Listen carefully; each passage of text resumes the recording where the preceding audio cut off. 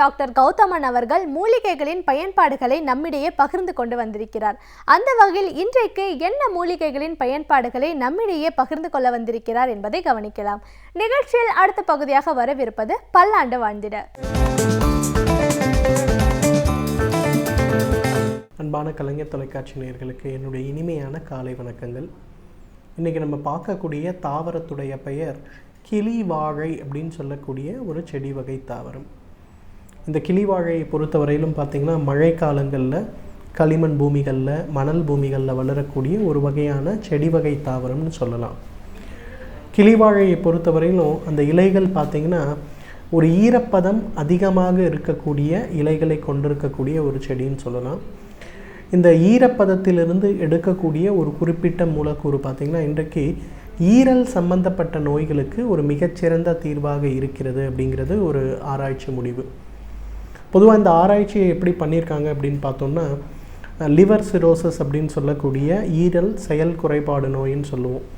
ஈரல் சிறிது சிறிதாக புதிய செல்களுடைய உற்பத்தியை இழந்து இருக்கக்கூடிய ஒரு நிலைமை.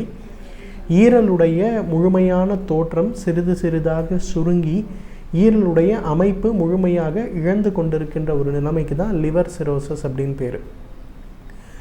அதிகமான கொழுப்பு சம்பந்தப்பட்ட உணவுகளை உட்கொள்பவர்கள், மது அருந்தக்கூடிய பழக்கம் இருப்பவர்கள், புகைப்பிடிக்கக்கூடிய பழக்கம் இருப்பவர்கள், அதிகமான இரத்த அழுத்தம் இருந்தும் அதற்கு சரியான மாத்திரை உட்கொள்ளாதவர்கள், உடல் உழைப்பு அதிகமாக இல்லாதவர்கள், இவர்களுக்கெல்லாம் பார்த்திங்கன்னா தவறான பழக்கம் இல்லை என்றால் கூட சில நேரங்களில் அது இந்த லிவர் சிரோசிஸ்ன்னு சொல்லக்கூடிய ஈரல் செயல் குறைபாடு நோயை உருவாக்கிவிடும். இந்த கிளிவாழையிலிருந்து எடுக்கக்கூடிய ஒரு குறிப்பிட்ட மூலக்கூறு, அந்த ஒரு வேதிப்பொருள் இன்றைக்கு லிவர் சிரோசஸ்க்கு மாடர்ன் மெடிசனில் கொடுத்துட்ருக்க அந்த வேதிப்பொருளுடைய மூலக்கூறுகளை ஒத்து பார்க்கும்போது கிட்டத்தட்ட ஒரே மாதிரியான மூலக்கூறுகளாக இருந்தது கண்டுபிடிக்கப்பட்டது. அதன் பிறகு பார்த்திங்கன்னா அமெரிக்காவில் இருக்கக்கூடிய ஒரு பல்கலைக்கழகத்தில் கிளிவாழை இலையிலிருந்து எடுக்கக்கூடிய இயற்கையான ஒரு மூலக்கூறை மட்டும் பிரித்து அதை ஈரல் சம்பந்தப்பட்ட அழற்சி நோயின்னு சொல்லக்கூடிய லிவர் சிரோஸ்க்கு கொடுக்கக்கூடிய ஒரு வழக்கம் இருந்து வருகிறது. பாரம்பரிய மருத்துவத்தில் பார்த்திங்கன்னா இந்த லிவர் சிரோசஸ் ஏற்படும் போது கொடுக்கக்கூடிய மிக முக்கியமான மருந்து இந்த கிளிவாழையாக இருக்கிறது. இன்றைக்கு நிறைய மஞ்சள் காமாலைக்கு சிகிச்சை அளிக்கக்கூடிய வைத்தியர்கள், பரம்பரை வைத்தியர்கள் நம்ம நிறைய கேள்விப்படுவோம். மஞ்சள் காமாலைக்கு 3 நாளைக்கு அந்த கிராமத்தில் மருந்து கொடுக்குறாங்க, 1 வாரத்துக்கு மருந்து கொடுக்குறாங்க, நிறைய பேர் சொல்லி கேள்விப்படுவோம். அவர்கள் கொடுக்கக்கூடிய மருந்துகள் பெரும்பாலும் பார்த்திங்கன்னா கிளிவாழையிலிருந்து எடுக்கக்கூடிய அந்த மருந்துடைய ஒரு சாம்பலாகத்தான் இருக்கும். பாரம்பரிய மருத்துவத்தில் எப்போவுமே பார்த்திங்கன்னா க்ஷாரம் அப்படின்னு சொல்லுவாங்க, ஒரு வகையான உப்பு செய்யக்கூடிய ஒரு முறை. கிளிவாழையை என்ன பண்ணுறாங்கன்னா அதை முழுமையாக எரித்து எடுக்கக்கூடிய அந்த சாம்பல், 1 பங்கு சாம்பல் எடுக்கும்போது 6 பங்கு அளவு தண்ணீரில் அதை நன்றாக கரைக்க வேண்டும். கரைத்த தண்ணீரை அடுப்பில் ஏற்றி நன்றாக சூடு செய்து முழுமையாக அந்த தண்ணீர் சிறிது கூட இல்லாத அளவுக்கு ஆவியான பிறகு கீழே கிடைக்கின்ற அந்த ஒரு கருப்பு நிறமான அல்லது வெண்மை கலந்த கருப்பு நிறமான இருக்கக்கூடிய அந்த சாரத்திற்கு தான் க்ஷாரம்னு பேர். கிளிவாழையிலிருந்து எடுக்கக்கூடிய இந்த க்ஷாரத்துடைய மிக முக்கியமான குணமே மஞ்சள் காமாலை சம்பந்தப்பட்ட நோய்களையும் பித்தப்பைகளில் ஏற்படுகின்ற கற்கள் மற்றும் அடைப்புகளுக்கும் மிக முக்கியமாக பார்த்திங்கன்னா இந்த லிவர் சிரோசஸ்ன்னு சொல்லக்கூடிய இந்த ஒரு பிரச்சனைகளுக்கும் மருந்தாக கொடுக்கின்ற வழக்கம் தொன்று தொட்டு பாரம்பரிய மருத்துவத்தில் இருந்து வருகின்ற வழக்கம் அப்படின்னு சொல்லலாம். வட இந்தியாவில் இருக்கின்ற ஒரு பல்கலைக்கழகம் பார்த்திங்கன்னா ஜெய்ப்பூரில் இருக்குது. அந்த ஜெய்ப்பூர் பக்கத்தில் இருக்கக்கூடிய ஒரு கிராமத்தில் பார்த்திங்கன்னா அதிகமான பேர் அந்த ஒரு வைத்தியர்கிட்ட போயிட்டு ஈரல் சம்பந்தப்பட்ட நோய்களுக்கு அவர் கொடுக்கின்ற மருந்துகளை சாப்பிட்டு வந்திருந்தாங்க. அப்போ ஜெய்ப்பூரில் இருக்கக்கூடிய நம்மளுடைய தேசிய ஆயுர்வேத பல்கலைக்கழகத்திலிருந்து என்ன பண்ணாங்க, ஒரு குறிப்பிட்ட மருத்துவர்கள் அங்கே போய் அவங்க கொடுக்கக்கூடிய மருந்துகள் என்ன அப்படின்னு சொல்லிட்டு ஆராய்ச்சி செய்து பார்த்தபோது அது கிளிவாழையிலிருந்து பரம்பரை முறையாக தயாரித்து கொடுக்கக்கூடிய ஒரு மருந்தாக இருந்தது.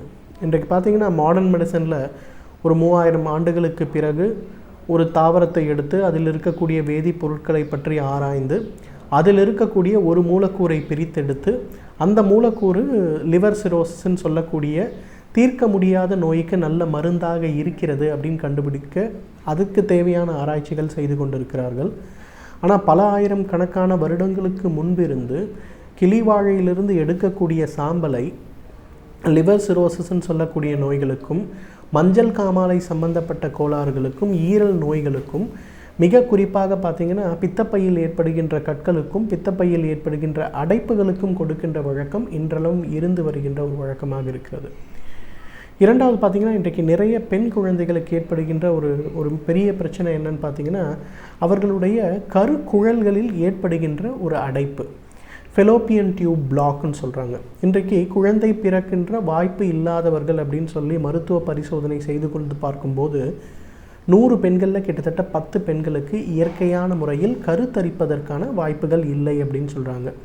அந்த 10% பேரில் கிட்டத்தட்ட 6% பேர் பார்த்திங்கன்னா இந்த கருக்குழல் அடைப்புன்னு சொல்லக்கூடிய ஃபெலோப்பியன் டியூப் பிளாக்னு சொல்லக்கூடிய பிரச்சனைகளால் பாதிக்கப்பட்டிருக்கிறார்கள்.